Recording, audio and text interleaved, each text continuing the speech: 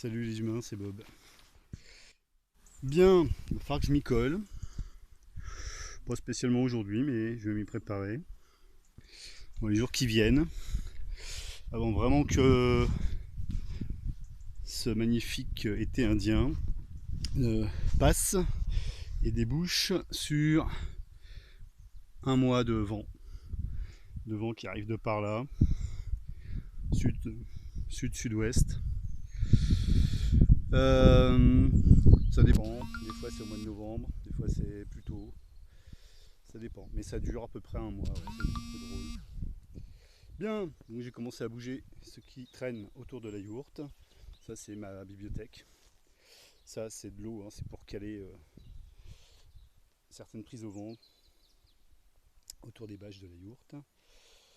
Je vais pas faire ça ce soir, mais bon, demain je vais retirer aussi mes pièges, donc mes pièges passifs, tous les seaux qui sont là. D'ailleurs certains je ne les ai pas changés depuis un moment.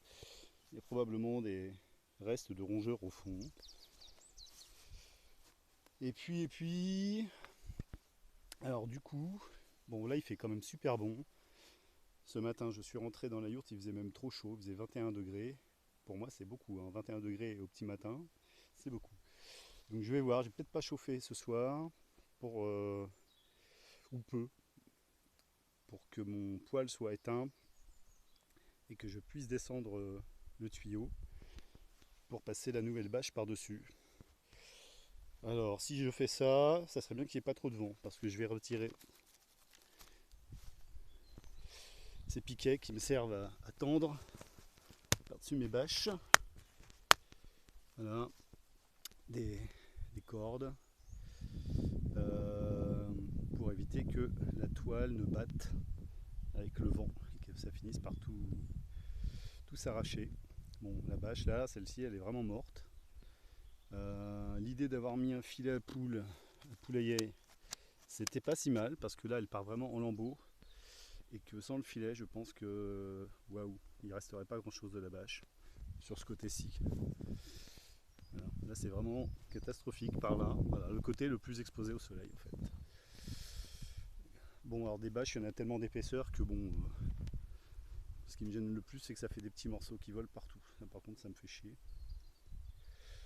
Donc voilà, retirer les pièges, retirer les piquets, euh, les ficelles, laisser la ficelle de périphérie, la corde, parce qu'elle va maintenir le tout pendant que je vais essayer de hisser la prochaine bâche.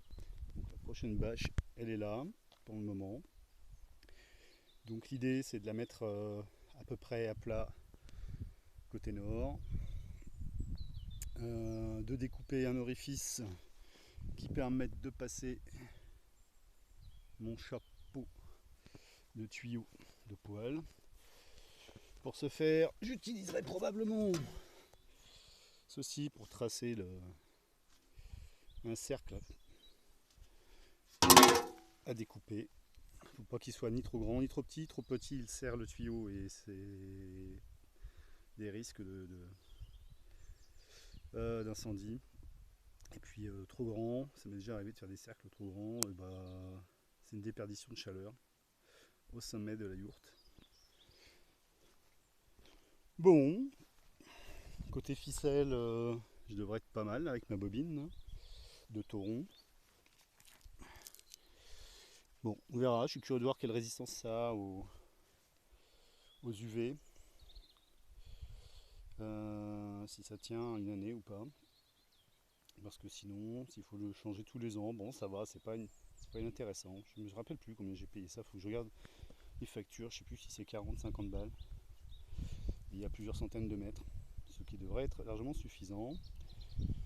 La bâche aussi, je serais curieux de savoir si elle va tenir 2 années, puisqu'elle coûte 2 fois plus cher que celle que j'ai mise l'année dernière. Et 2 fois plus lourde. Je risque d'en chier pour la montée. Donc l'idée c'est de la mettre à peu près à plat et de l'approcher là, de la soutenir avec des perches.